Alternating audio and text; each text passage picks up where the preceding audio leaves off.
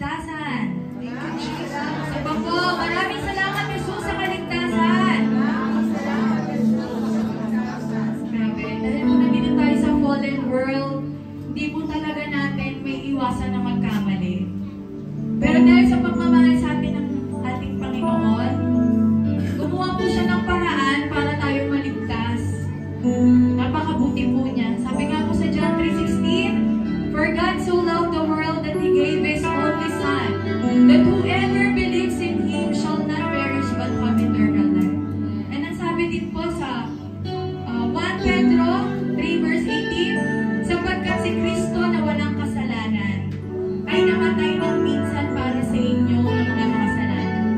Upang iharap kayo sa Diyos. Siya ay pinatay sa laman at muling binuhay sa Espiritu. Kaya magtiwala lang kami sa inyo, Panginoon. Sa inyo lang po kami magtitiwala, O God.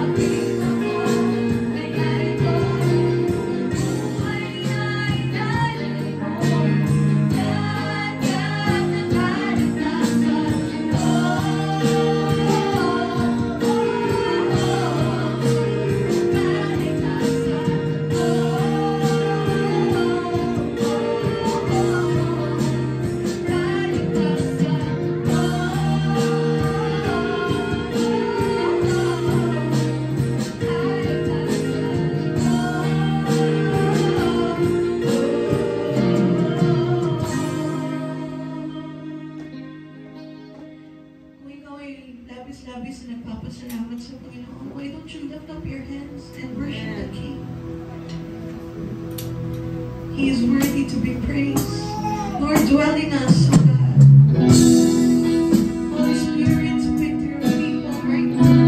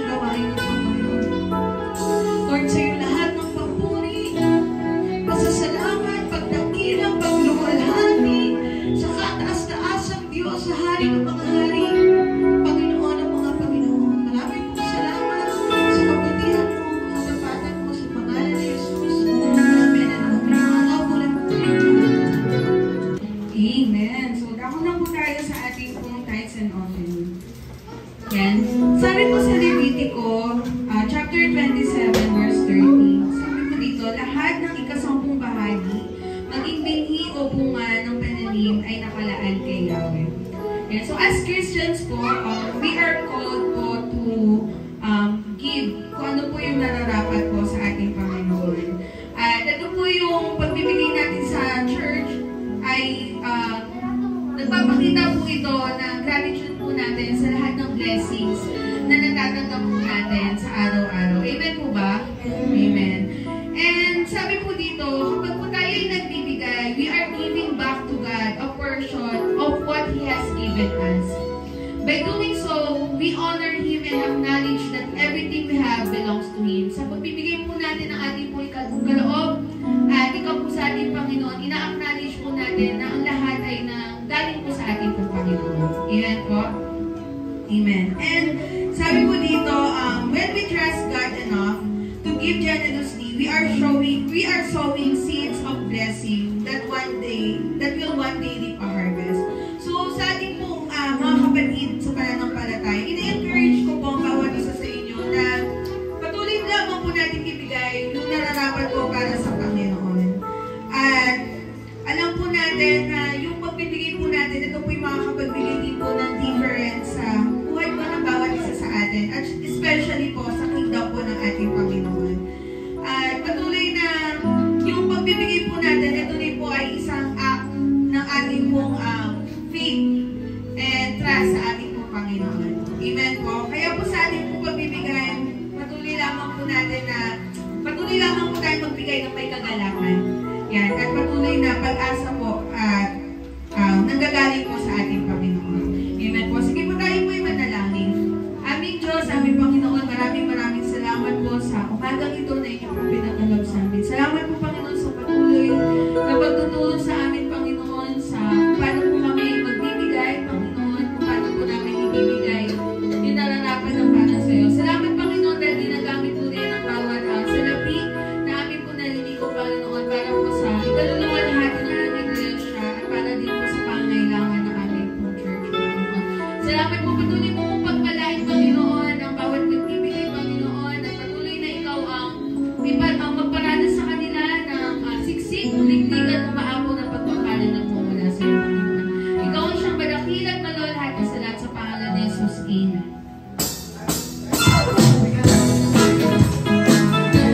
Lahat at buksan ang ating mga Biblia sa Filipos, Kapitulo 1, talata 27 hanggang 30. Kaya nga, mga kapatid, pagsikapan ninyong mamuhay ng nararapat ayon sa magandang balita ni Kristo. Sa ganon, makakabalik man ako sa inyong piling o hindi, makakatiyak pa rin akong kayo'y naninindigan sa iisang diwa at sama-samang ipinagdalaban ang pananampalataya sa magandang balita.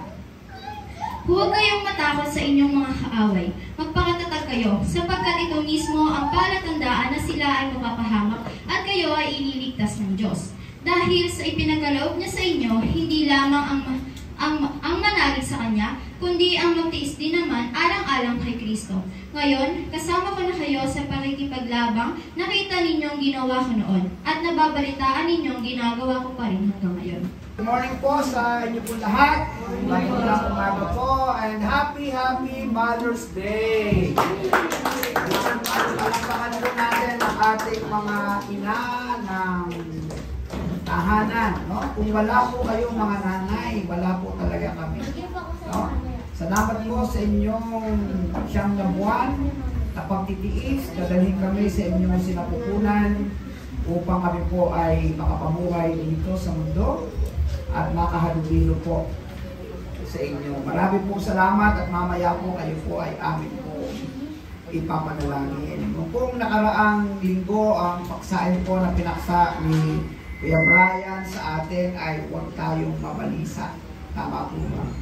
Ang maganda po nito kasi ang very encouraging sa atin is yung nagbibigay sa atin ng mensahe mula sa salita ng Diyos ay nasa kalagayan na supposed to be dapat siyang mabalisa. Kasi siya yung nakabilang ko, siya yung pinahirapan, siya yung inuusig.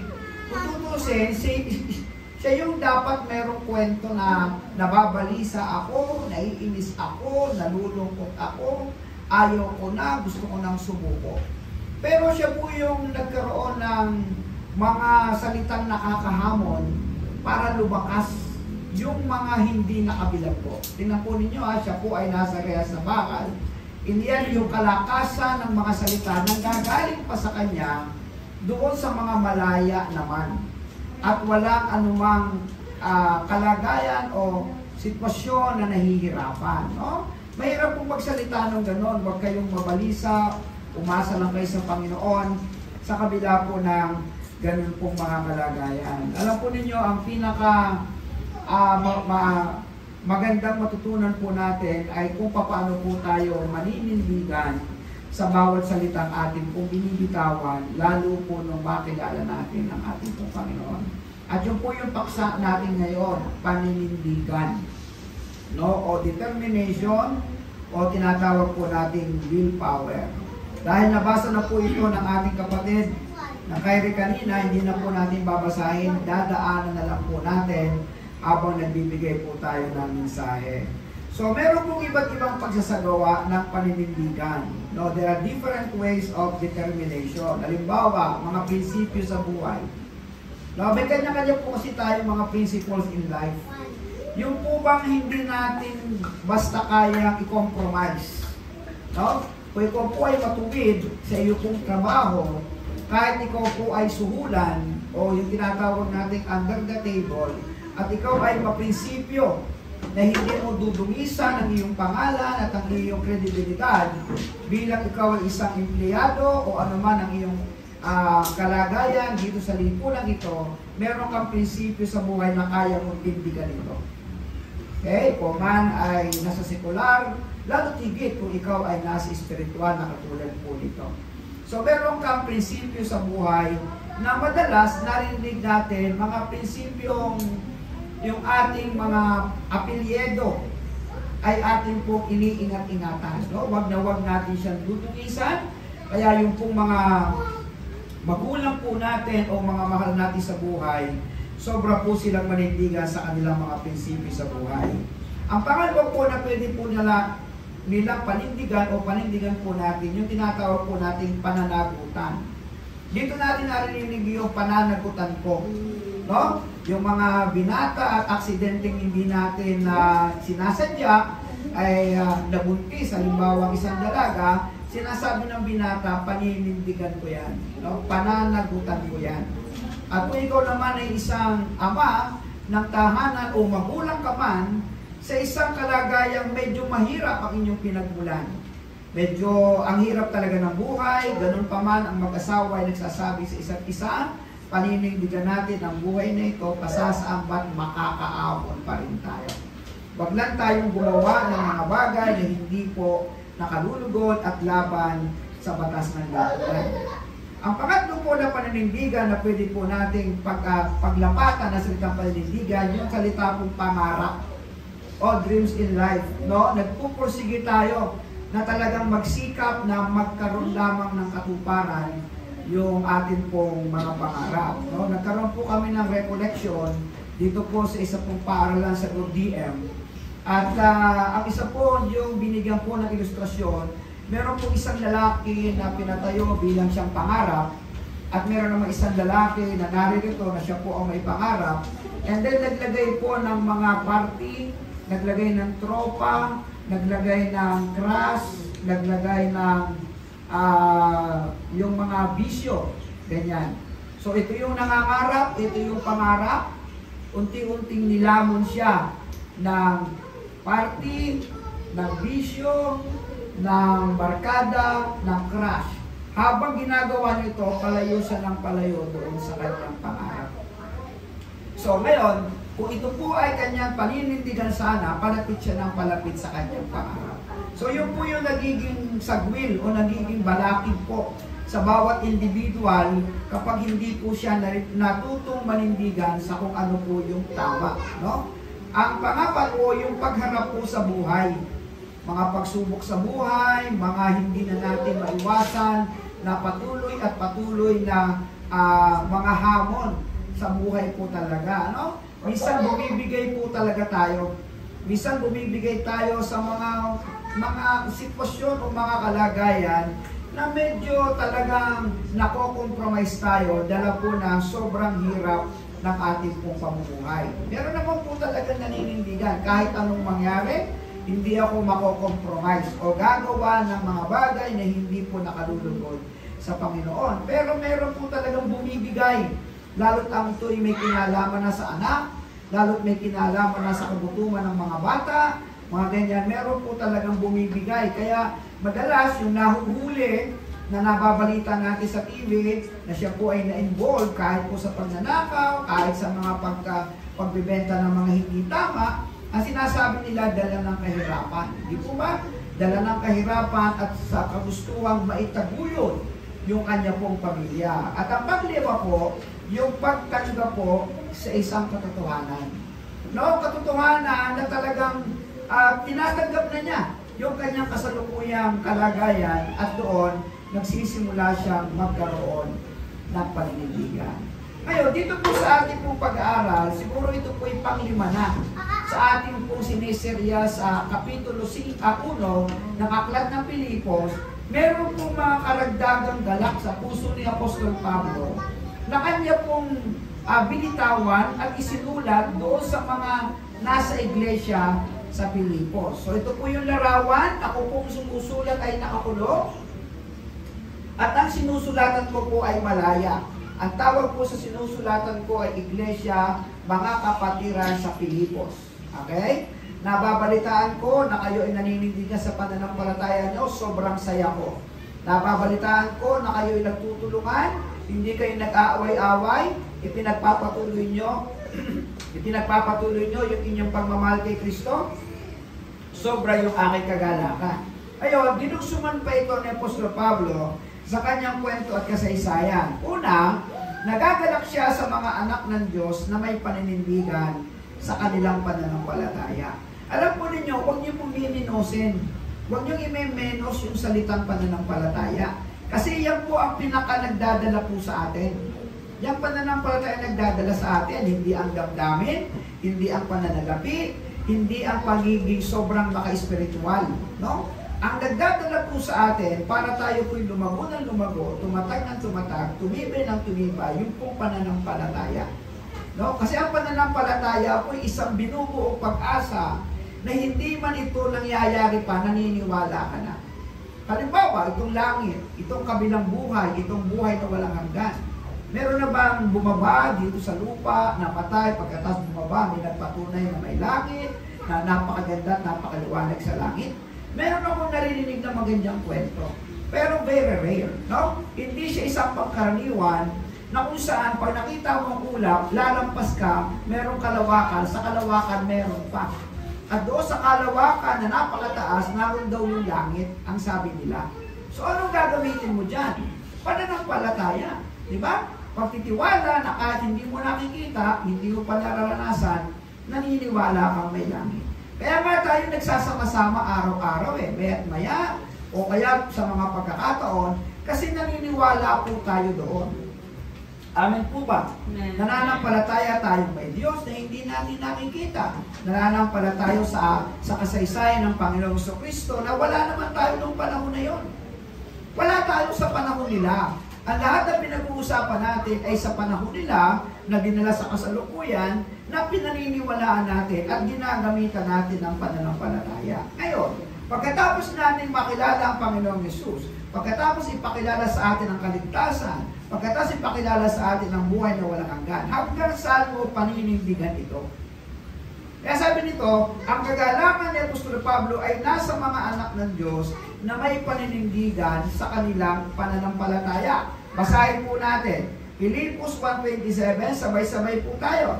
Kaya nga mga kapatid, pagsikapan ninyong mabuhay ng nararapat ayon sa magandang balita ni Kristo. Sa gayon, makabalik man ako sa inyong piling o hindi, makatitiyak pa rin ako kayo'y naninindigan sa iisang diwa at sa masamang ipinaglalaban ang pananampalataya ng magandang balita.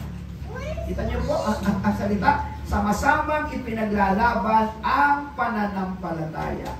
Naninindigan sa isang diwa at sa masamang ipinaglalaban ang pananampalataya. Ngayon, dito po sa kasaysayan po ng unang Kristiyano, meron pong very classic na example sa Biblia.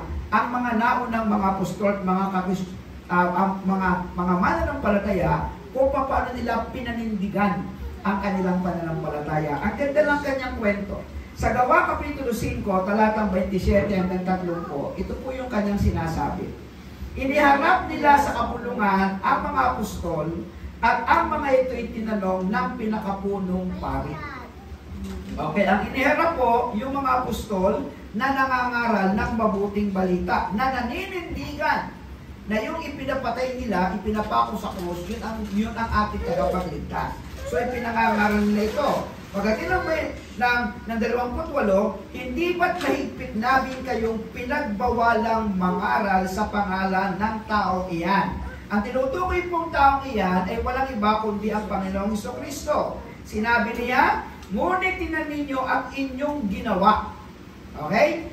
Laganap na sa Jerusalem ang inyong itinuturo at nais pa ninyo kaming papanagutin sa pagkamatay ng taong iyan. Sa totoo lang, sa totoong kwento, talaga naman sila yung nag-udyok.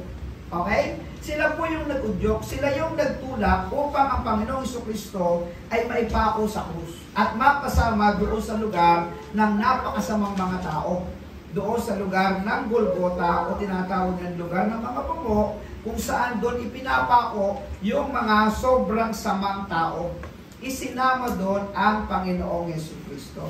Kaya sabi niya, pinalalaganap nyo na yan ang Kristo. Pinalalaganap nyo na yan tagapagligtas. Pagkatapos, lalabas pa, papanagutin nyo pa kami sa pagkamatay ng taong yan. Sumagot si Pedro at ang ibang mga apostol, sa Diyos kami dapat sumunod at hindi sa tao. Ganda nung kanyang paninindigan, di ba? Sa Diyos kami dapat sumunod at hindi sa tao. Ang Diyos ng ating mga ninuno, ang muling bumuhay kay Jesus, na pinatay ninyo nang siya'y inyong ipinako doon sa krus. Ganda ng salita, no? Sa Diyos kami sumusunod at hindi sa tao. Sa paninindigan natin na tayo po'y nagsasama-sama bilang iglesia, sa Panginoon tayo susunod, hindi sa tao. Mahina ang paninindigan nyo kapag kayo'y sumusunod dahil kay pastor. Hindi rin tama at maling paninindigan na kayo'y sumusunod dahil sa utos ng grupong ito. Tama ba? Ang pagsunod nyo sa Diyos ay dahil po sa Diyos. Ang pagsunod natin sa Panginoon ay dahil po sa Panginoon. Kaya ano po yung kagalakan? Una, yung pamumuhay ng nararapat ayon sa magandang balita ni Kristo. What is pleasing to the good news? No? To Jesus Christ. Kung ano yung nakalulugod sa Panginoon, isang kagalakan na kayo'y may paninindigan na mamuhay ng nararapat ayon sa magandang balita ni Kristo. Pangalawa, may paninindigan kayo sa iisang diwa na pagkaisa sila dahil kay Kristo. At ang pangatlo, may paninindigan kayo sa pakikipaglaban sa inyong pananampalataya kay Kristo. Ang pangalawa po, bukod doon sa kagalakan ng paninindigan sa pananampalataya, ay ito. Sa mga anak ng Diyos na may katapangan, saan? Sa pakikipagbaka. Tingnan nga natin kung hanggang saan kayo lalaban. Filipos 1:28-29, basa po natin. Huwag kayong matakot sa inyong mga kaaway, magpangalatag kayo sapagkat ito mismo ang palatandaan na sila ay mapapahamak at kayo'y ililigtas ng Diyos dahil ipinagkaloob niya sa inyo, hindi lamang ang manalig sa Kanya, kundi ang magtiis din naman alang-alang kay Kristo. So tingnan natin kung ano ang sumunod na kwento ng mga unang mga apostol. Gawa 5:33 hanggang 40. Basahin natin. Nagigit-git sa galit ang mga bumubuo ng kapulungan nang marinig ito at nais nilang ipapatay ang mga apostol. Ngunit tumayo ang isa sa kanila na ang pangalan ay Gamaliel, isang parisiyong guro ng kautusan at iginagalang ng buong bayan. Iniutos niyang ilabas muna ang mga apostol. At pagkatapos ay nagsalita, "Mga kababayan, isipin ninyong mabuti ang gagawin ninyo sa mga taong ito. Hindi pa nagtatagal mula nang lumitaw si Judas na nagpanggap na isang dakilang pinuno at nakaakit ng may 400 tagasunod. Ngunit nang mapatay siya, nagkahiwa-hiwalay ang kanyang mga tauhan at nauwi sa wala ang kanilang kilusan. Pagkatapos lumitaw naman si Judas na taga Galilea noong panahon ng pagpapatala ng mga mamamayan. At nakaakit din ito ng maraming tauhan. Nang mapatay siya, nagkawatak-watak din ang mga tagasunod niya. Kaya't ganito ang payo ko, huwag ninyong pakialaman ang mga taong ito. Hayaan ninyo sila kung ang kanilang plano o kilusan ay mula sa tao, ito'y kusang maglalaho. Ngunit kung ito'y mula sa Diyos, hindi ninyo ito makakadlangan at lilitaw pang kayo'y lumalaban sa Diyos. Sinunod nga nila ang payo ni Gamaliel, pinapasok nilang muli ang mga apostol, at matapos ipahagupit at pagbawalang mga sa pangalan ni Jesus, ang mga ito ay pinalaya. Ano sabi ni Gamaliel? Pinagbabawalan sila. Ano sabi ni Gamaliel? Noong panahon ni Judas at saka ni Judas, ang dami nilang naakit. Pero nang mamatay, naglaho ang kilusan, nawala ang kilusan, nagkawatak-watak sila.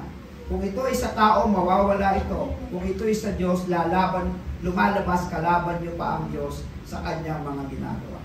Mga kapatid, ang Jehaw, itong binuo ng Diyos sa atin.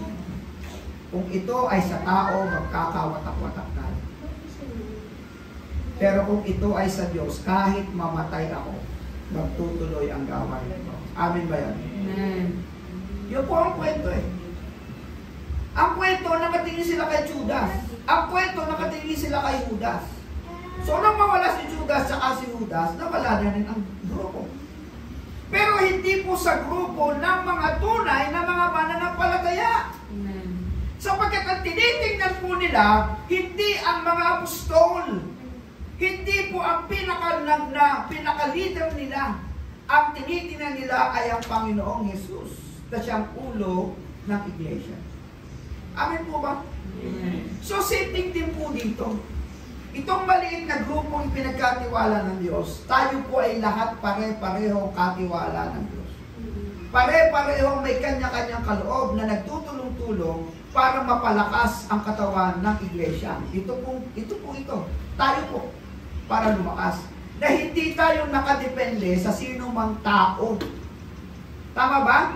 Ang paninindigan natin at ang ating katapangan ay hindi po sa pamumuna ng tao. Ang ating paninindigan at ang ating katapangan sa pagbaka ay sa pamumuna ng ating Panginoong Diyos kay Kristo Jesus. Tama po? Doon tayo nakatingin. Kaya kahit si dating pastor niyo mawala sa mundo, tuloy. Amen? Amen. Kahit mawala ang aking pamilya, tuloy. Sa mga may iwan. Amen? Amen. Hindi pwedeng magkawatak-watak. Ang nagkakawatak-watak lang sa panahon nila, yung ang tao ang siyang nangunguna. Pero kapag ang Panginoon ang siyang nanguna, kita niyo naman, magpahanggang ngayon sa buong mundo. Tuloy-tuloy ang Kristyanismo. Tuloy-tuloy ang pangangaral tungkol kay Jesucristo. Bakit? Sapagkat itinuro sa atin ng Panginoon na tayo ay tumingin hindi sa tao, kundi sa ating Panginoon. Ano po ito? Patunay lamang na tayo ang maliligtas. Proof that you are saved in Christ. Kapag tayo po ay hindi nagkawatak-watak, dahil sa ating pong pagtingin kay Kristo, patunay lamang na tayo po ang siyang nagkaroon ng karanasan ng kaligtasan ng ating Panginoon. Amen po ba yan? Amen. Pero ang sino mang kakalas, ang sino mang may iwan, ang sino mang hindi magpapatuloy, malamang-lamang sa sarili tumingin, sa sitwasyon tumingin, o malamang-lamang sa tao tumingin. Tama ba?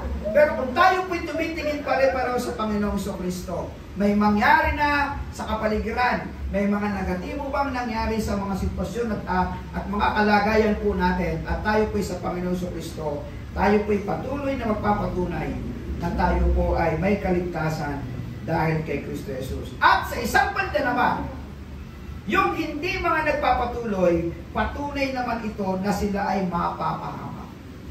Okay ba? Dati tayo ay nasa dilim, makasalanan, mapapahamak. Nang makilala natin ang Panginoong Kristo, inilipat tayo sa liwanag, tayo po'y binigyan niya ng karapatan maging anak ng Diyos. Ngayon, yung mga nasa dilim, hahatakin ka pabalik. Patunay lamang na sila ay mapapahamak. Tama ba? At yung mga anak ng Diyos na hindi magpapahatak pabalik, patunay lamang na sila po ang iniligtas. So, ano ang inyong gustong patunayan? Pag nakita po kayo sa isang kwento ng kasaysayan ng buhay nyo, bumalik uli kayo sa mundo, nakakalungkot naman. Ba? Nakakalungkot naman na baka mapabilang kayo sa mga mapapahamak. Pero sa mga naninindigan ng may katapangan, na hindi po makompromise ng mundong ito, at patuloy na isinusulong ang pananampalataya kay Kristo, nagpapatunay lang na kayo ang mga iniligtas at binigyan ng pagkakataon ng Diyos na magkaroon ng kaugnayan sa Kanya. At ang pangatlo, patunay na bahagi tayo ng pagsunod kay Kristo. Di ba yun na sinasabi niya? Patunay lamang na tayo ay may bahagi kay Kristo. Magpakatatag kayo sapagkat ito mismo ang palatandaan na sila'y mapapahamak at kayo'y ililigtas ng Diyos. Okay ba? So ang pangatlo po, ay sa mga anak ng Diyos na magsasama-sama noon hanggang sa kasalukuyan. Okay. Pilipos 1:30, sabi dito, ngayon kasama ko na kayo sa pakikipaglabang nakita ninyong ginawa ko noon at nababalitaan ninyong ginagawa ko pa rin hanggang ngayon. Mga kapatid, sa July po, 2 taon na po tayo. Nung magsimula po kami sa bahay namin, at ito po ay unti-unting nadagdagan hanggang makarating tayo dito. Alam nyo, magandang istorya ang pinag-uusapan natin ngayon. Magpahanggang ngayon, nagpapatuloy tayo. Amen. Yan ang magandang istorya. Kaya sabi niya Apostol Pablo, ako man ay nakakulong, natutuwa akong mabalitaan na yung mga nakita niyong ginawa ko noon ay nababalitaan kong ginagawa niyo pa rin hanggang ngayon. Di po ba? Napakaganda. Napakagandang kwento sa buhay ninyo. Na matapos niyong malaman kung ano ang totoo, matapos sabihin sa inyo kung ano ang tama, pag binalikan ko yung kwento nyo noon, ay kwentong pinaninindigan nyo magpahanggang ngayon. Kaya sabi ng Gawa 5:41-42, basahin po natin, ang ganda po nito eh. Nilisan ng mga apostol ang kapulungan at sila'y galak na galak sapagkat minarapat ng Diyos na sila'y magdanas ng kahihiyan alang-alang sa pangalan ni Jesus. At araw-araw sa templo at sa mga bahay-bahay, walang tigil silang nagturo at nangaral ng magandang balita tungkol kay Jesus ang Kristo. Napigilan ba sila? Natakot ba sila? Di ba? Lalo silang tumibay. Lalo silang nanindigan. Lalo silang tumapang. Dahil sa kanilang pagkatanggol, sa kanilang sinusundang Panginoon, walang iba kundi ang Panginoong Jesus. Tama? Ako man, na inyong pastor, kay Heso Kristo din lang nakatingin. Sa Kanya din lang ako kumukuha ng lakas, ng tapang. Tama ba? Kaya huwag niyo po akong susundan. Ang sundan niyo po sa akin, yung alam niyong ginagawa ko, sumusunod ako kay Kristo. Pero huwag na huwag po kayong susunod sa kapwa niyo tao. Dahil tayong kapwa-tao, meron tayong paninindigan ngayon, bukas wala, paninindigan na naman sa mga susunod na araw ay wala. Ganyan po ang tinatakbo ng atin pong pananampalataya. Ngayon, ang tanong ko po sa inyo, kasama ko ba kayo sa pananampalataya kay Kristo? Amen ba? Amen. Parang mahina, parang ako lang. Parang wala nang gustong sumama. O, kasama ko ba kayo sa pananampalataya kay Kristo? Amen. Kasama ko ba kayo sa pagtitiis, sa pagsunod kay Kristo? Amen. Kasama ko ba kayo sa pangako at pagpapala kay Kristo? Amen. Dapat po ay ganon. Kahit anong mangyari, kahit anong sitwasyon, sama-sama tayo sa pananampalataya kay Kristo, sama-sama tayo sa pagtitiis, sa pagsunod kay Kristo, sama-sama tayo sa pangako at pagpapala kay Kristo. Pag dumating sa isip nyo, Pastor, o tatay Pastor, bakit ganon? Sinundan ko naman ang sinundan si Kristo, bakit ako'y papahirap ng papahirap? Bakit ako? Sasabihin ko naman sa inyo, ako man, sumusunod din lang ako kay Kristo. Tawaan nyo. Hindi nyo pwedeng iba to sa akin. Ako man ay nagsasabi din sa akin sarili, Panginoon, sa iyo din lang ako sumusunod. Ngayon, sa pagsunod ng iba, bakit sila pinagpapala? Sa pagsunod nyo, bakit hindi kayo pinagpapala sa iisang Kristong aking sinusundan? Meron pong dahilan. Tama? Susuriin ng Diyos ang ating kanya-kanyang puso, susuriin ng Diyos ang ating kanya-kanyang katapatan, susuriin ng Diyos ang ating mga pagkukulang at ang ating pagkatapat sa Kanya.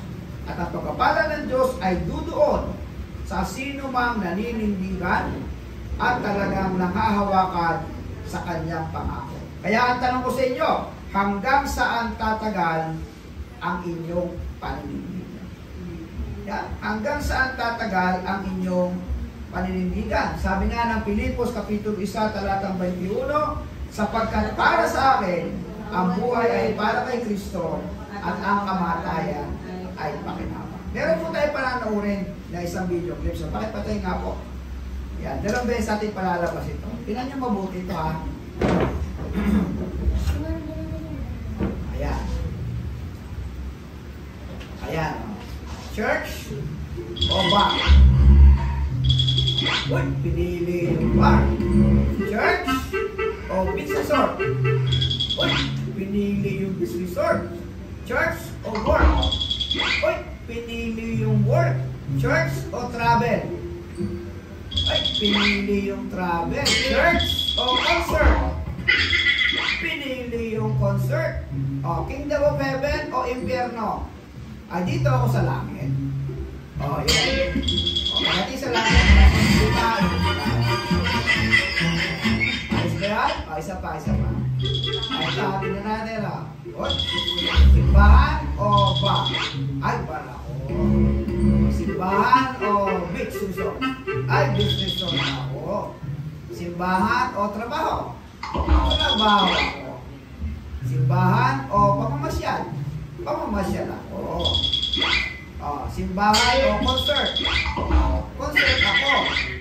Ito, langit o impyerno? Siyempre, langit ako. Yun nga lang. Kasi sa langit,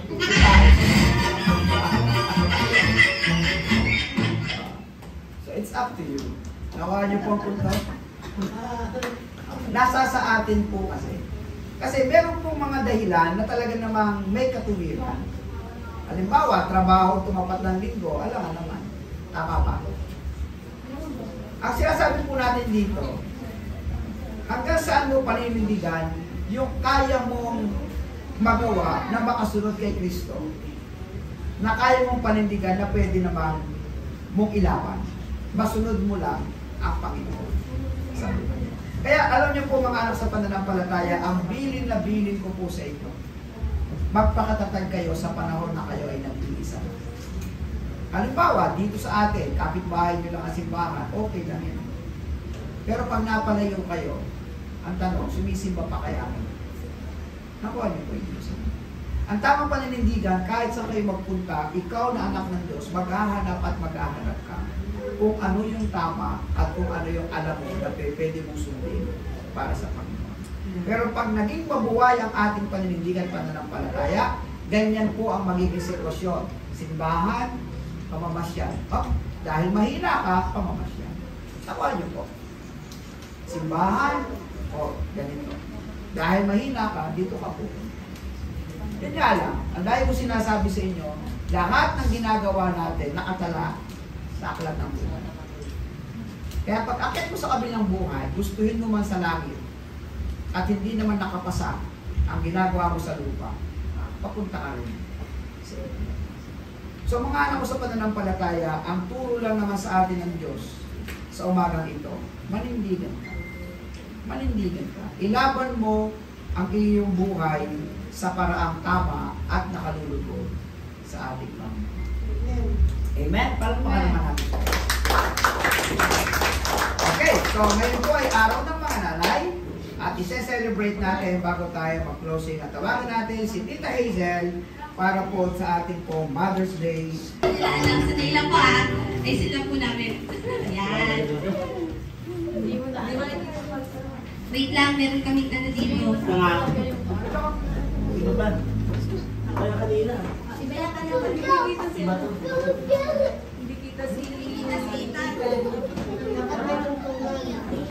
Ayan.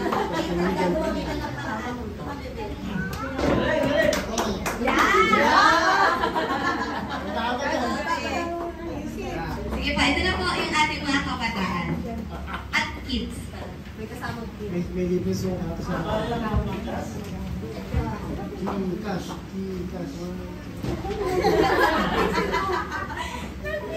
Ayusin nyo.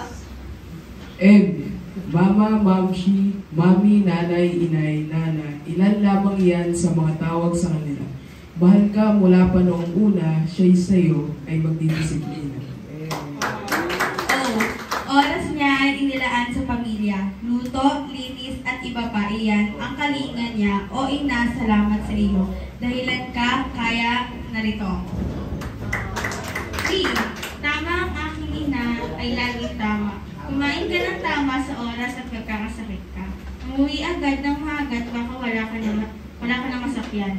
Aba, totoo nga, may tama ang aking ina.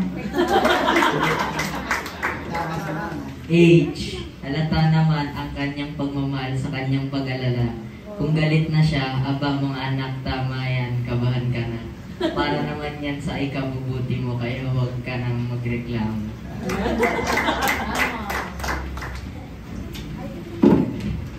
E. Ewan ko ba, iba talaga ang pag-ibig ng isang ina. Bawat pawis at gawa ng palad niya ay sakripisyo, kaya nararapat lamang na siya ipagdiwang. Or, right here, right now, di na magpapatumpik ka. Sa araw na ito, kami na inyong mga anak ay bumabati ng Happy Mother's Day! Mahal namin kayo!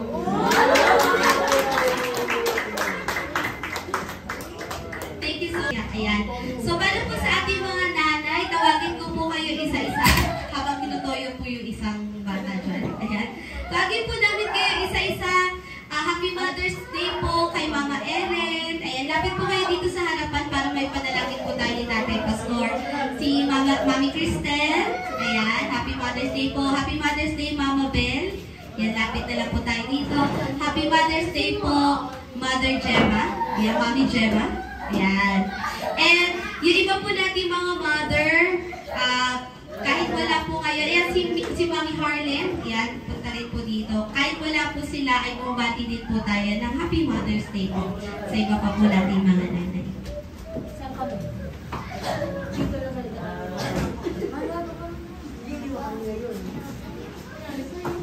Okay, hindi ba nakarating ang iba nating mga nanay? Gusto po namin ipaabot sa inyo na sobra kaming nagpapasalamat po na kayo po ay naging bahagi po ng JL Imus at isa po kayo sa naging nanay po namin. No? Kami po ay nakikibati anuman po inyong mga dahilan, bakit hindi po kayo nakarating.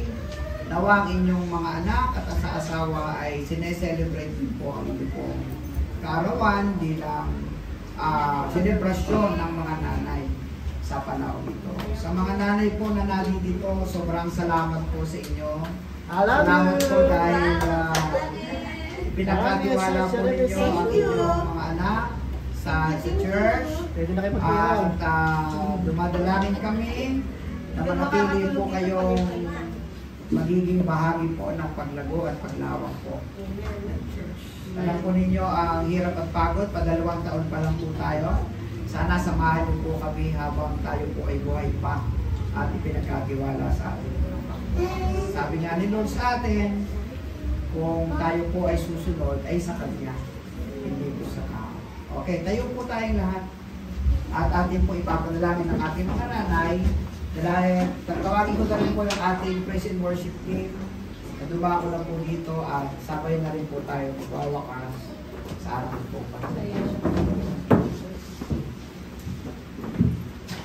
Sino po yung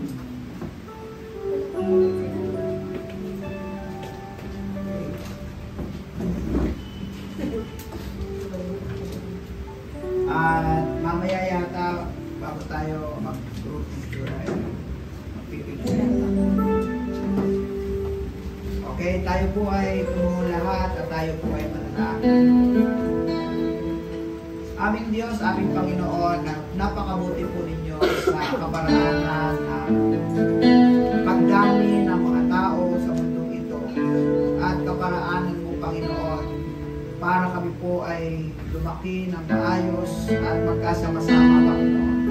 Ito po ay naganap at nangyari sa pamamagitan po ng sakripisyo ng mag-asawa ng aming mga magulang, pero higit sa lahat ay ang sakripisyo ng aming mga ina, ng aming mga asa-asawa, Panginoon, na nagbigay po ng magkakataon galing sa iyo na sila po ay magsilang ng mga sanggol.